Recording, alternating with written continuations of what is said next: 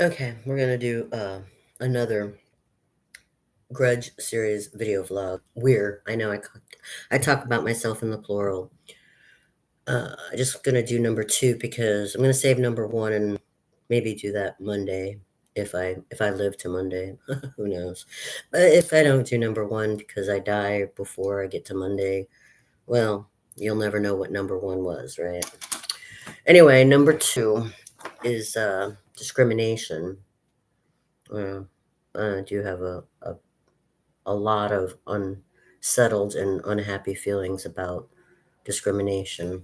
Let me just start with a little story. I love starting with a little story. Yesterday, I went for a walk and I went to, that Halloween store that only opens around Halloween time just to look around. I like looking at costumes.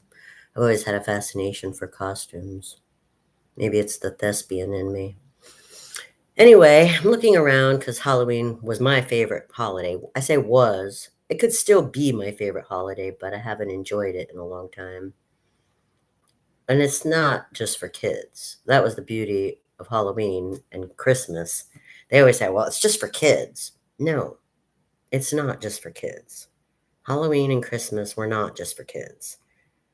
And anybody who gets excluded from those two, you know, it's just sad and it hurts me because I think that those two holidays were meant for everyone, regardless of your age. Anyway, but I still love Halloween. It's just that I haven't enjoyed it in a long time. And why does this have what does this have to do with discrimination? Well, the story, I walked into a Halloween store, looked around, and I have a costume. I don't even know if I'll wear it. I don't even know what I would wear it to, and I thought, well, maybe the costume should have a mask. I thought about a mask, but I don't like the masks that muzzle you or cover your nose area because I have breathing issues, so that bothers me. I wanted an eye mask. I just think it kind of looks pretty. I was always fond of the Mardi Gras masks, and I used to have a friend who collected those. She had all those eye masks all over her wall. I thought they were beautifully done. Anyway, so I looked at them. I found one that I liked. It was sort of a cat. It had the ears and it was really cute. But you know how much they wanted for this mask? $12 and some change. I could get dinner at Chick-fil-A or McDonald's or something. I could get dinner for that $12. That's somebody's dinner for this mask. It's just a mask. It's something so trifle. A mask.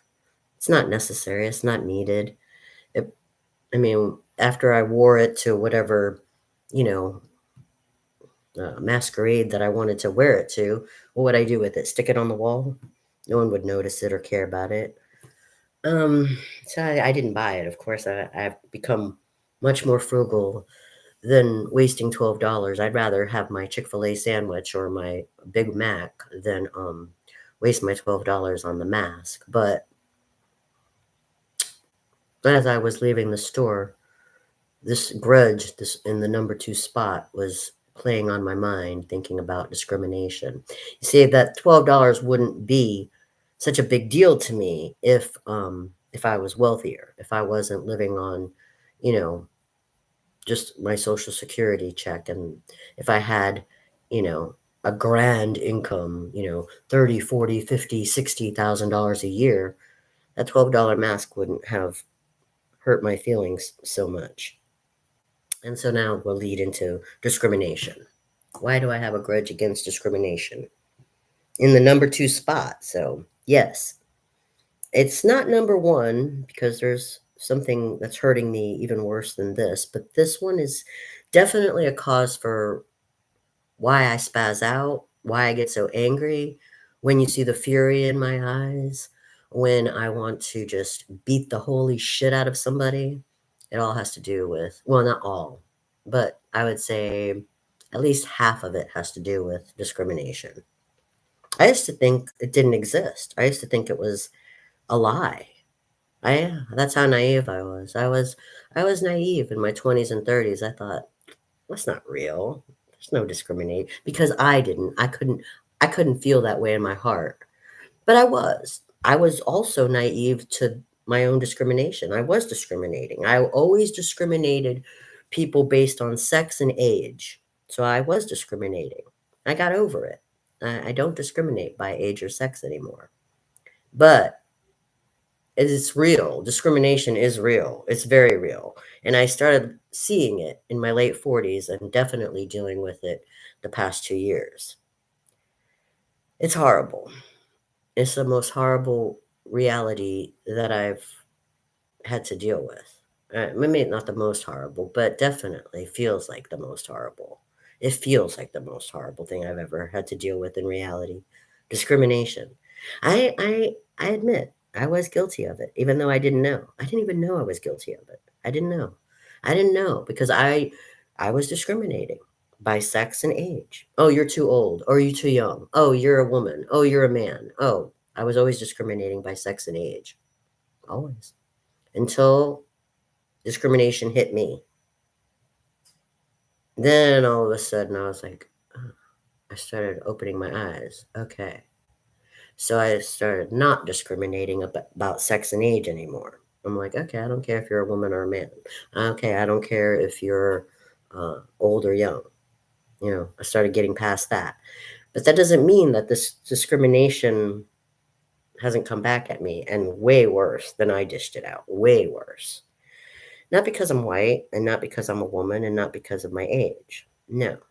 Discrimination has hit me in a different way. And I'm very upset about it, very hurt by it, and very angry about it, even though I know how to act like I'm calm. I'm very angry about it. And this is why, uh, when I got in trouble and my reputation got ruined, some of the people who were trying to help me through it emotionally or, for survival's sake, asked me some interesting questions like, why does it bother you so much? I mean, you're still alive, you're still healthy, you still have, plenty to do and give and enjoy about life. Well, there was a lot of reasons, and I spent 4 or 5 years explaining the reasons why I was so upset. And somebody simplified it and said, oh, because you feel like they took away your survival, something that was your survival, like getting a job. That was one of the easiest things about my 20s and 30s. No matter what hardship came upon me, I could always find a job. And some people were jealous of that or envious, whatever. There's some people, why does she always get the job? Because nobody really wanted those jobs. That's why. It wasn't because I was so talented or so loved. No, because I took the job because it was a job. That's why I got the job, because nobody else wanted to do it.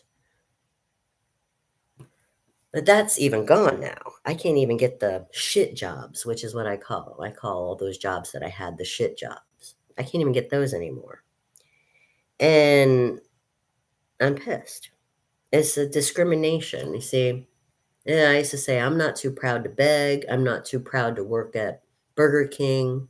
Even if I am an educated college graduate, I'm not too proud. I went there plenty of times after I worked at Steak and Shake 10 years ago. I was still educated. But yeah, I tucked my college degree in the back of my bra and said, Psh, I'll work for minimum wage because I want the money. Some people won't do that. They're too proud of their accomplishment. You don't know how many times I did that. And then they took that away from me. They took that away from me too. Yeah, they took that away. Ruined my reputation and said, you can't get a job anymore. But I still have the college debt. I still have the college debt. So not only did they take away my ability to get a normal job, but they took away, any hope or concept or aspiration of ever paying that debt. There's no possible way. So yeah, it hurt big time. And then I put myself at a different level of humility. I said, okay, so what do people do when they have no reputation and no skills? Prostitution? Well, I didn't want to go back to jail. I didn't want to go to jail for prostitution. I knew we weren't in Vegas. So what can you do? Well, there is the titty bar. Now, Florida has plenty of pawn shops and titty bars, which they don't have in New Jersey. I looked.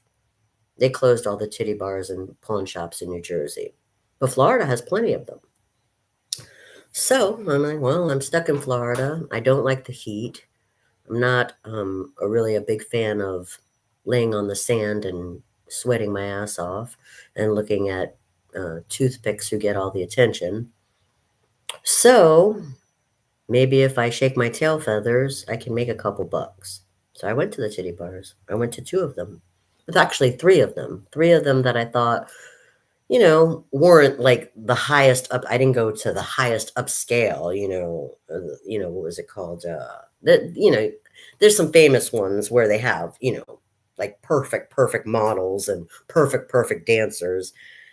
I'm not perfect. So I went to, the lesser known ones thinking I had a shot. I have nice boobs. I have some great moves. I thought, okay, I don't care. I don't, whatever. I want to make a couple bucks, 3 times, 3 different dance clubs. They all rejected me. Discrimination. Not only did they take away my right to work a normal job, but they also wouldn't even allow me to debase myself. They wouldn't even give me that freedom. Yeah, I have a big grudge about it.